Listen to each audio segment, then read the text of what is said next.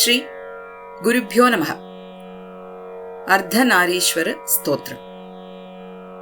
இந்த ஸ்லோகத்தை முழுமையா அர்த்தத்தோட கத்துக்கிறதுக்கு முன்னாடி அர்த்தநாரீஸ்வர தத்துவம்னா என்னங்கிறத பத்தி கொஞ்சம் புரிஞ்சுப்போம். அர்த்தநாரீஸ்வரர் அப்படின்னு சொன்ன உடனேயே நம்ம மனசுல கணவன் மனைவி அப்படிங்கிற தத்துவம், ஆண் பெண் சமத்துவம் இதெல்லாம் தான் நினைவுக்கு வருது. அதுவும் உண்மைதான். ஆனா அதையும் தாண்டி தினமும் நம்ம ரொம்ப நிம்மதியா வாழறதுக்கும் நம்மளோட மனச குழப்பமே இல்லாம வைக்கிறதுக்கும் தேவையான ஒரு வாழ்வியல் ரகசியம் ஒண்ணு இந்த அர்த்தநாரீஸ்வர வடிவத்துக்குள்ள ஒளிஞ்சிருக்கு. அதுல சிவன் அப்படிங்கிறது மாற்றமே இல்லாத பேரறிவு, சக்திங்கிறது இந்த உலகத்தையே இயக்கிற பேராற்றல். அறிவு இல்லாம ஆற்றலால இயங்க முடியாது. அதே மாதிரி ஆற்றல் இல்லாம அறிவை தூண்ட முடியாது. சக்தியும் சிவமும் இணைஞ்சாதான் பிரபஞ்சத்தோட இயக்கம் அப்படிங்கறத ரொம்ப அழகாவும் தெளிவாவும் இந்த ஸ்லோகத்தின் மூலமா ஆதிசங்கரர் நமக்கு புரிய வைக்கிறார். ஒரு தீபம் எரியணும்னா திரியும் வேணும், எண்ணெயும் வேணும். எண்ணெய் மட்டும் இருந்து திரி இல்லைனாலோ, திரி மட்டும் இருந்து எண்ணெய் இல்லைனாலோ தீபம் பிரகாசிக்காது. ரெண்டும் சமமா இணையறப்பதான் ஒரு அழகான ஒளி பிறக்கிறது. பாசமும் அறிவும், அன்பும் விவேகமும் எப்ப ஒரு மனுஷனுக்குள்ள சரிசமமா இணையறதோ அப்பதான் அந்த மனுஷனோட வாழ்க்கையானது முழுமை பெறுறது. பெண் அப்படிங்கிறவ ஆணுக்கு கீழானவ இல்ல, சரிசமமானவ அப்படிங்கறத உலகுக்கு உரக்க சொல்றதுக்காகவே சிவபெருமான் தன்னோட இடது பாகத்தை அம்பாளுக்கு கொடுத்தார். சிவனை மட்டும் வணங்கி சக்தியை புறக்கணிச்சார் பிருங்கி முனிவர். இருவரும் பிரிக்க முடியாத ஒருவர் தான் அப்படிங்கறத அவருக்கு புரிய வைக்க இந்த கோலம் சாட்சியா இருந்தது.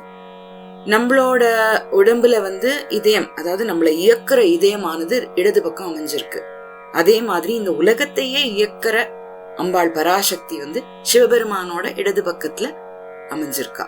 ஈஸ்வரன் தன்னோட இதயம் இருக்கிற இடத்தையே அம்பாளுக்கு கொடுத்துட்டார். அவள் தான் என்னோட உயிர் நாடி அப்படிங்கறத உணர்த்துறார் நம்மளுக்கு. அம்பாளோட அன்புதான் இந்த உலகமே. அதே சமயத்துல அவளோட வலது பாகமான ஈஸ்வரன் தர்மமும் நிதானமும் நிறைந்த பேரறிவோட வடிவமா நின்னுண்டு நமக்கு பாதுகாப்பு தர. நம்மளோட இடது பக்கம் இடாநாடி, உலகத்தை ரசிக்கிற மென்மையான உணர்ச்சிய தருது. வலது பக்க நாடியான பிங்களா நாடி விவேகத்தையும் ஆசைகளை எல்லாம் கட்டுப்படுத்துற தர்க்க அறிவையும் தருது. இந்த உலக வாழ்க்கையை அனுபவிக்கிற அதே சமயத்துல பேராசையில விழாம மனசுக்குள்ள ஒரு கட்டுப்பாட்டை உருவாக்கி சமநிலையில இருக்கிறதுக்கு இந்த அர்த்தநாரீஸ்வர கோலமானது போதிக்கிறது. பிறப்புங்கிறதும் இறப்புங்கிறதும் மூச்சோட இரண்டு பகுதிகள். இந்த உலகத்தை நடத்துறதுக்கு குடும்பமும் வேணும், ஆசையும் வேணும். அதே சமயத்துல அமைதியா வாழறதுக்கு ஒரு பற்றற்ற குணமும் வேணும். இந்த இரண்டையும் சமமா பேணுறது அர்த்தநாரீஸ்வர தத்துவம். நம்மளோட மனசுக்கும் ரெண்டு பக்கங்கள் இருக்கு. வலது பக்கம்ங்கிறது அறிவு பிளஸ் தர்க்கம், இடது பக்கம்ங்கிறது அன்பு பிளஸ் உணர்ச்சி. நம்மளோட வாழ்க்கையில வெறும் அறிவு மட்டும் இருந்ததுன்னா நம்ம எல்லாருமே கல்நெஞ்சக்காரர்களா மாறிடுவோம். அதே சமயத்துல வெறும் பாசம் மட்டும் இருந்ததுன்னா ஏமாந்து போயிடுவோம். இந்த ரெண்டுமே எப்போ சமநிலையில இணையறதோ அப்பதான் ஒரு மனுஷன் உண்மையான மன நிம்மதி அடையணும். ஆண் பெண் அப்படிங்கிற உருவ நிலைகளை எல்லாம் கடந்து அறிவும் உணர்வும் அன்பும் விவேகமும் ஒன்னா இணைஞ்சிருக்கிற இந்த திருக்கோலம் நமக்குள்ள இருக்கிற குணங்கள் அத்தனையும் சமநிலைப்படுத்துறதுக்கு கத்து கொடுக்கறது. ஆனா இந்த சமநிலைய நம்மளோட இந்த டெய்லி ரொட்டீன் பரபரன்னு ஓடின்னு இருக்கிற வாழ்க்கையில எப்படி நடைமுறைப்படுத்துறது? அந்த ஆழமான ஒரு கேள்விக்கு பதட்டமே இல்லாம நம்மளுக்கு ஆதிசங்கரர் விடைய இந்த ஸ்லோகத்துல அருளி செய்திருக்கிறார். அந்த ஸ்லோகத்தை இப்ப நம்ம அர்த்தத்தோட கத்துப்போம். சாம்பேய கௌராத ஷரீரகாயே கற்பூர கௌராத ஷரீரகாய धम्मिल्लकायै च जटाधराय नमः शिवायै च नमः शिवाय कस्तूरिका कुङ्कुमचर्चितायै चितारजः पुञ्जविचर्चिताय कृतस्मरायै विकृतस्मराय नमः शिवायै च नमः शिवाय झणत्क्वणत्कङ्कणनूपुरायै पादाब्जराजत्फणिनूपुराय हेमाङ्गदायै भुजगाङ्गदाय नमः शिवायै च नमः शिवाय विशालनीलोत्पललोचनायै विकासिपङ्केरुहलोचनाय समीक्षणायै विषमीक्षणाय नमः शिवायै च नमः शिवाय मन्दारमालाकलितालकायै कपालमालाङ्कितकन्धराय दिव्याम्बरायै च दिगम्बराय नमः शिवायै च नमः शिवाय अम्भोधरश्यामलकुन्तलायै तडित्प्रभाताम्रजटाधराय निरेश्वरायै निखिलेश्वराय नमः शिवायै च नमः शिवाय प्रपञ्चसृष्ट्युन्मुखलास्यकायै समस्तसंहारकताण्डवाय जगज्जनन्यै जगदेकपित्रे नमः शिवायै च नमः शिवाय प्रदीप्तरत्नोज्ज्वलकुण्डलायै स्फुरन्महापन्नगभूषणाय शिवान्वितायै च शिवान्विताय नमः शिवायै च नमः शिवाय ये तत्पठेत् अष्टकमिष्टदम्यो भक्त्या समान्यो भुवि दीर्घजीवी प्राप्नोति सौभाग्यमनन्तकालम् भूयात् सदा तस्य समस्तसिद्धिः नमः शिवायै च नमः शिवाय नमः शिवायै च नमः शिवाय नमः शिवायै च नमः शिवाय नमः शिवायै च नमः शिवाय नमः शिवायै च नमः शिवाय नमः शिवायै च नमः शिवाय चाम्पेय गौर अर्ध शरीरकायै कर्पूर गौर अर्ध शरीरकाय धम्मिल्लकायै च जटाधराय नमः शिवायै च नमः शिवाय. ஸோ இதில் அம்பாளுக்கு போகிறதெல்லாம் ஆயேன்னு முடியும், ஆயேன்னு முடியறதெல்லாம் சிவபெருமானுக்கு போகும். ஸோ சாம்பேய கௌரார்த்த சரீரகாயை ஷண்பக மலர் போன்ற ஒளிர்கின்ற திருமேனி உடையவளுக்கு என்னுடைய வணக்கங்கள், நமஸ்காரங்கள், நம சிவாயே. அதே மாதிரி தம்மில்லக்காயை அம்பாள் அழகா பின்னி பூச்சூடின்னு இருக்கா. ஸோ தம்மில்லக்கா அப்பேற்பட்ட அந்த அம்பாளுக்கு என்னுடைய நமஸ்காரங்கள். கற்பூர கௌரார்த்த சரீரகாய கற்பூரம் ஒத்த ஒரு வெண்ணிறம் உடைய சிவபெருமான். ஜட்டாதராய அவர் எப்படி இருக்கார்? ஜடைமுடியோட காணப்படுறார். அப்பேற்பட்ட சிவபெருமானுக்கு என்னுடைய வணக்கங்கள் அப்படின்னு சொல்லி ஆரம்பிக்கிறார். அதாவது தங்கம், அதாவது ஷண்பக நிறம்னு சொல்றோம் இல்லையா, அது ஹிரண்ய கர்ப்பம் அப்படிங்கிற பிரபஞ்சத்தோட ஒரு படைப்பு ஆற்றல குறிக்கிறது. அது மல்டிப்ளை ஆகுது. சிவபெருமானோட அந்த வெண்மை அப்படிங்கிறது எதுலையுமே ஒட்டாத ஒரு தூய்மையான அறிவை குறிக்கிறது.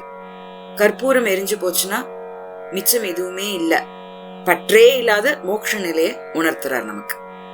அலங்காரமான அம்பாளோட மலர் கூந்தல் வாழ்க்கையோட கொண்டாட்டத்தையும் லௌகீகமான மங்களத்தையும் குறிக்கிறது. அதே சமயத்துல ஈஸ்வரனோட ஜடாமுடி அசைக்கவே முடியாத பேர் அமைதியையும் புலநடக்கத்தையும் குறிக்கிறது. வடிவம் மாறினாலும் தங்கம் மாறாது. இந்த உலகம் அப்படிங்கிறது நிறைய வடிவங்கள்ல வர ஆபரணங்கள் மாதிரி, அதாவது சக்தி. ஆதாரமான தங்கம் சிவபெருமான்.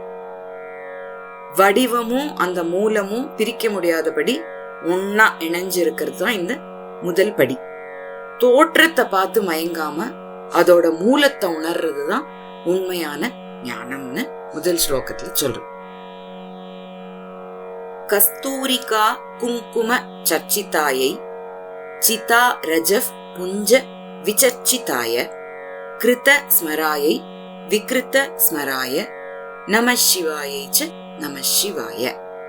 முதல் ஸ்லோகத்துல அம்பாளோட அழகையும் சிவபெருமானோட தவ கோலத்தையும் பார்த்தோம்.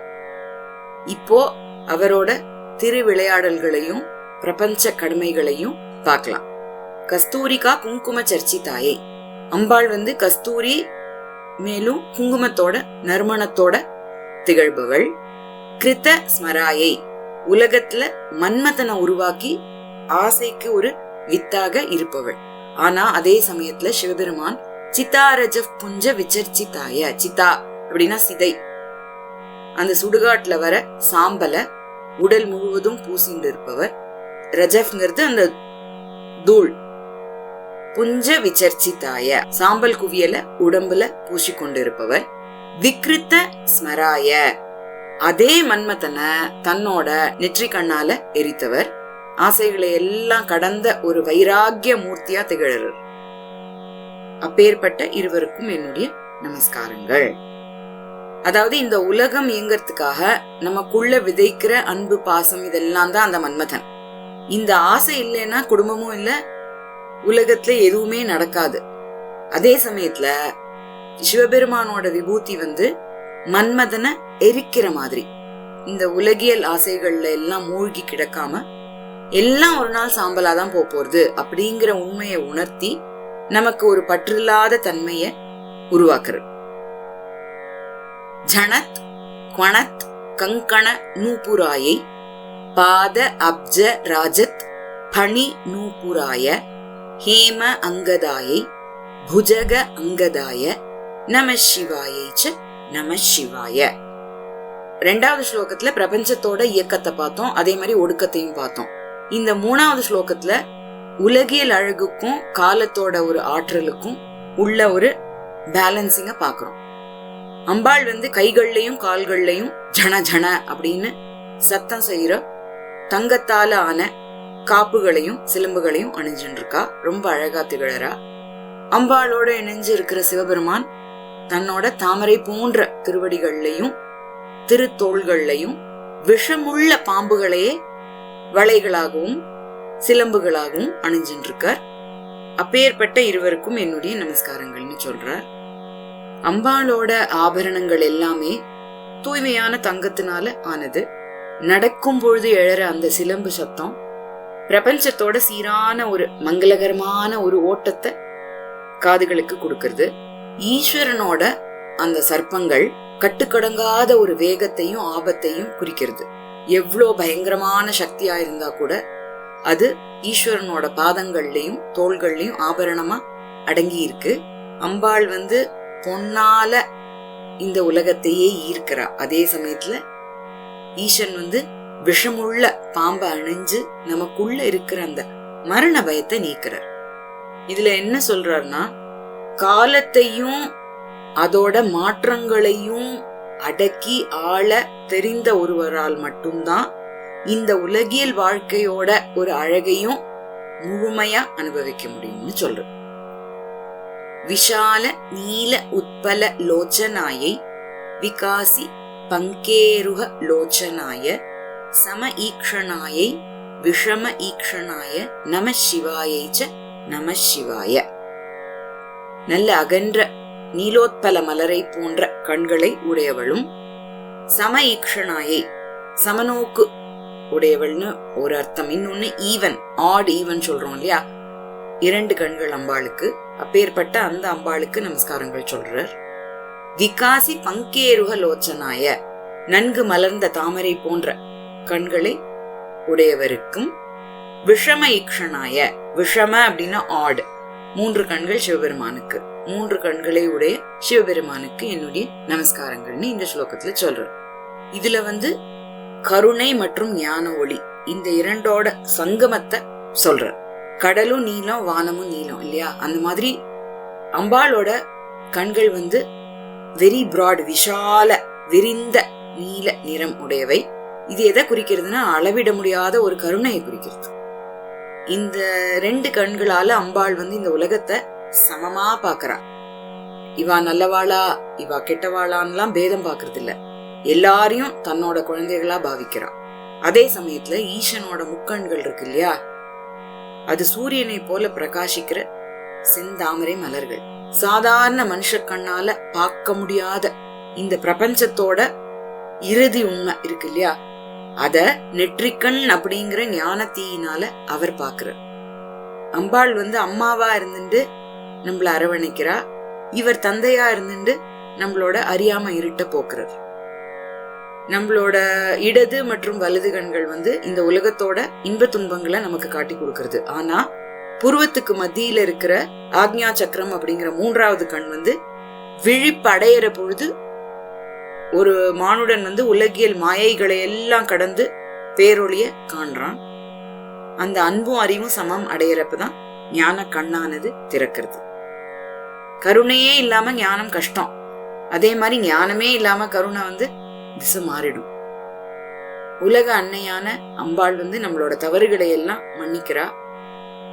ஜகத்துக்கே ஜனகரான சிவபெருமான் நம்மளோட அறியாமையெல்லாம் நீக்கி நல்வழிப்படுத்துறார். மந்தார மாலா ஆகலித்த அலக்காயை கபால மாலா அங்கித கந்தராய திவ்ய அம்பராயை ச திக் அம்பராய நம சிவாயை ச நம சிவாய.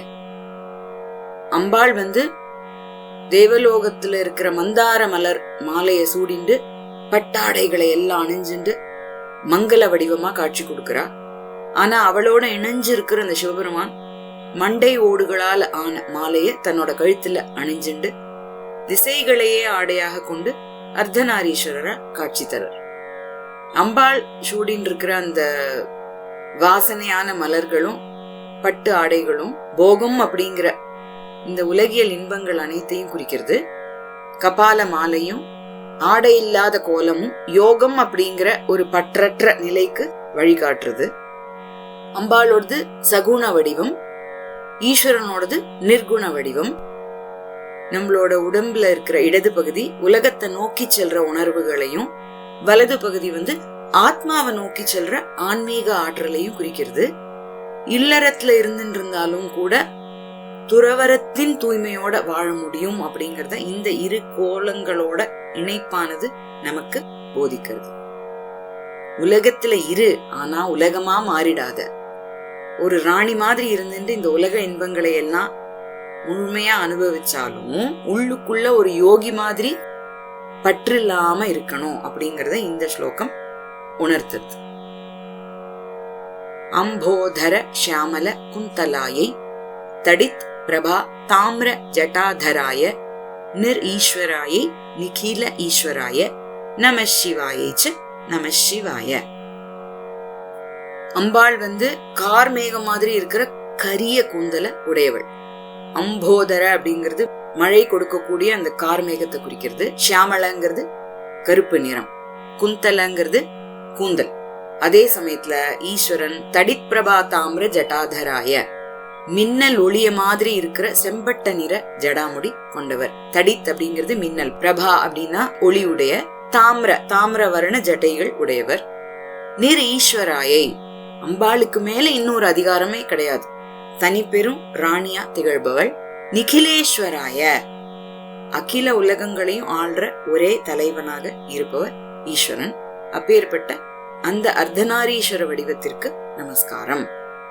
அம்பாளோட அந்த கருப்பு கூந்தல் கருணையையும் காட்டுறது, வளமையையும் காட்டுறது. மேல வானத்துல கார்மேகம் தோன்றிச்சுன்னா மழை வருது. அந்த மழை தான் இந்த உலகத்தையே உயிர்ப்பிக்கிறது. அம்பாள் தன்னோட படைப்பாற்றலால இந்த உலகத்தை உருவாக்கி அதை வளர்த்து காப்பாற்றியும் வருகிறாள். ஈஸ்வரன் மின்னல் போன்ற செஞ்சடை, அந்த மேகத்துக்குள்ள மறைஞ்சிருக்கிற பிரம்மாண்டமான ஒரு மின் ஆற்றல். மேகம் மழையா பொழியணும் அப்படின்னு சொன்னா அதுக்கு மின்னல் அப்படிங்கிற ஒரு தூண்டுதல் வேணும். மின்னல் இல்லாம மேகம் வெறும் ஒரு நீராவி. அதே மாதிரி மேகம் இல்லாம மின்னல் வெளிப்படாது. ஒரு தூண்டுதல் இல்லாம ஆற்றலானது வெளிப்படாது அப்படிங்கறத அதாவது சிவனும் சக்தியும் ஒரு நாணயத்தோட 2 பக்கங்களே அப்படிங்கறத சொல்றது.